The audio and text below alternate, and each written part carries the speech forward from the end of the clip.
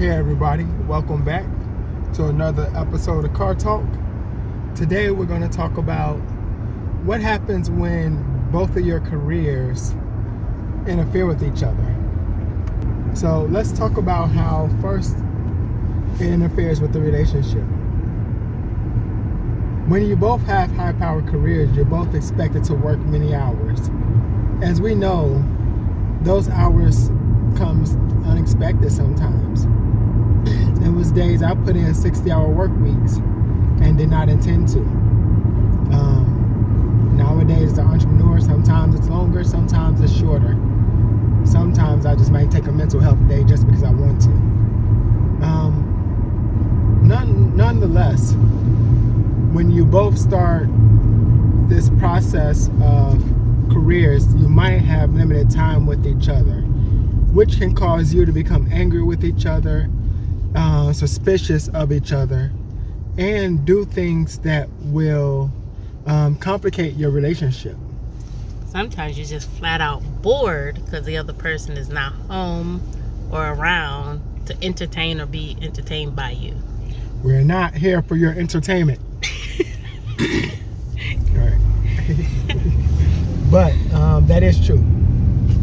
And so when you're going for someone and you want this person with the high power career, understand what that comes with.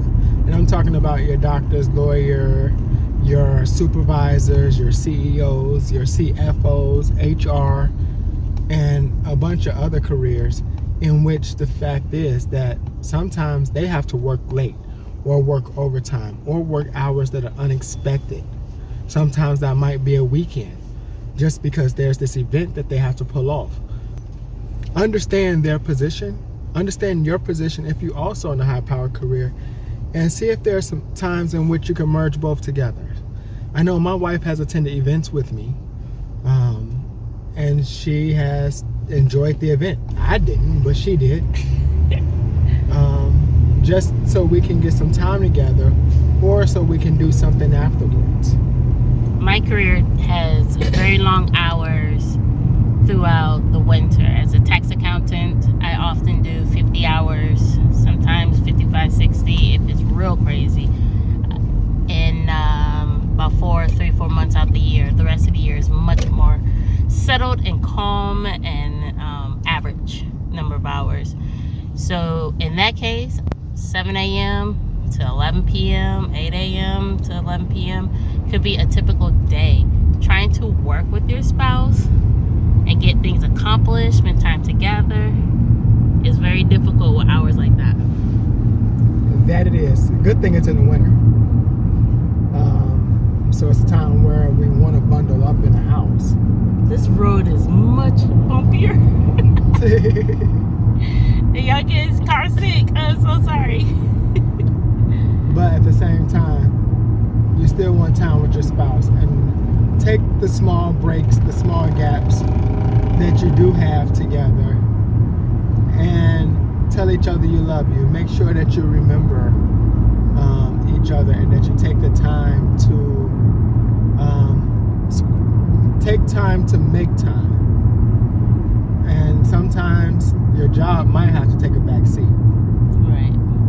Don't forget, you get vacation hours, and you're only paid for 40. After that, the rest is volunteer. How much time you want to volunteer and take away from your spouse?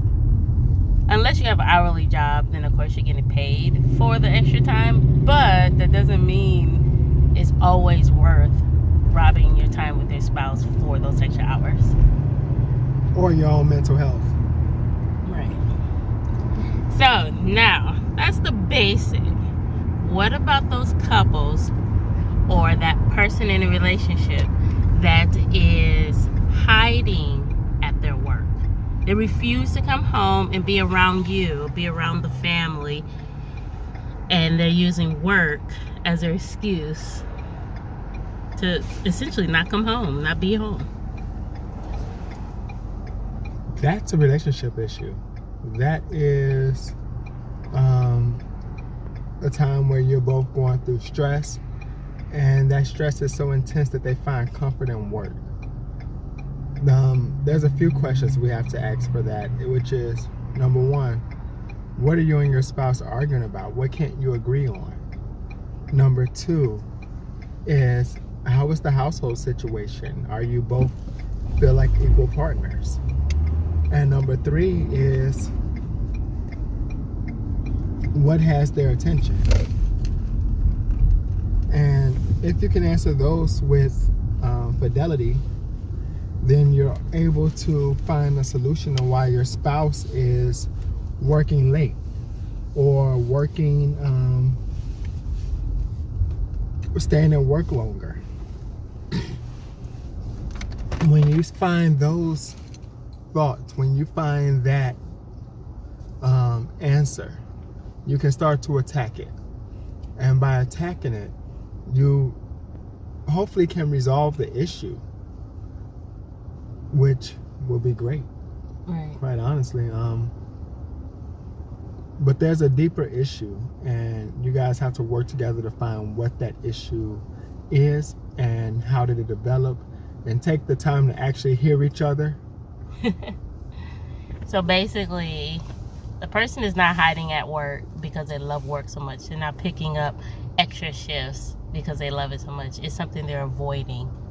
And it's your duty to sit down together to figure out what is it that they're avoiding and try to solve it as quickly as possible. Yes. And that's the key thing. Resolve it.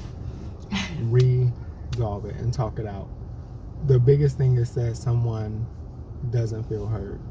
And at work, you feel heard because people almost are forced to listen to you in some sort of way. But you want to stay in an environment in which you're feeling respected. Right. Are you feeling respected at home? Yeah, that's why my answer is short and sweet. Okay, so when it comes to children, you guys have children and your spouse or you are overworking. How do you create that balance? Use your vacation time. Use your vacation time. Too often we're trying to save up or wait for a rainy day, and that rainy day doesn't come. Right. Make sure that you use your vacation time to spend time with your family and your children. They need you. They look up to you. And the last thing they want to see is your head going out the door all the time. Right. I mean, they already walk away from you doing school. But children do want to be around their parents and have their parents' approval. So make sure that you are taking the time to be purposeful with your time and spend time with the little ones. Yeah. Or big ones, however big or small they are. Spend time with them. Mm-hmm. At every stage, they need you in their life. As a mother, we tend to get caught up in all these activities for children. You know, football practice this day, soccer practice that day, art club, music lessons. And next thing you know, every single evening is filled, every Saturday is filled with activities that entertain or teach the children, but y'all do nothing together. Do you know it's a such thing as a family swim lesson? Do you know it's a such thing as family ski lessons? Where the whole entire class is focused on you, your kids, by the instructor. Yes. Doing something together. Instead of you being the carpool person, you're dropping them off and you go sit in the car or sitting in the lobby and your child is doing everything. Do the thing with the child. You can take bowling. Dance lessons. Dancing, bowling. Dancing. So that helps. Not only are you giving your child an activity, which for some reason our country is over-obsessed with activities. Yes, but you're also giving them an outlet with you. With you. And you can have something to laugh and joke about with together. Right. And then you set a family Then you set a family hobby. And that way you guys can get together in the future as adult children and everybody does something together. There's singing lessons you can do as family. It's so many things that you can do, yes. Parents and children together by an instructor. community centers, local small businesses, they have these offerings. And I think you have to carve that time out. Your job cannot possess every waking hour of your life. I don't care how much you get paid. I don't care how demanding it is. You cannot do that. Yes. As I tell clients, don't quit your job, but a job is just a tool. It's a tool so that you can live. What's the point of using a tool and not living? Right. Therefore, make sure you always make time for yourself, your family, and each other. And if you're hiding at work, seek out a therapist. Call me, DM me, something. Now, we use the word, or Brandon used the word, high-power career. I want to caution you, if you do not have a high-power career, or what you deem as a high-power career, you can still overwork yourself with hourly jobs. There are people who have 2-3 jobs at a time, trying to make ends meet, trying to do extra things. I caution you to figure out if that is worth the while. If you have to work 2-3 jobs to make ends meet, is there another job that pays higher where you can knock out one and relieve some time?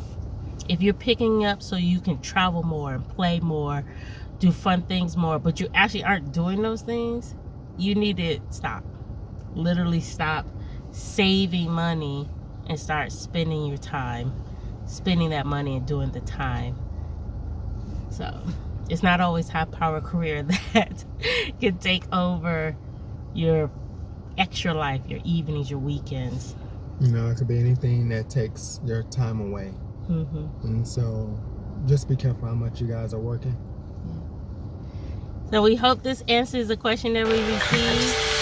What happens when you have a busy career and it's taking over the family? Hopefully you heard it.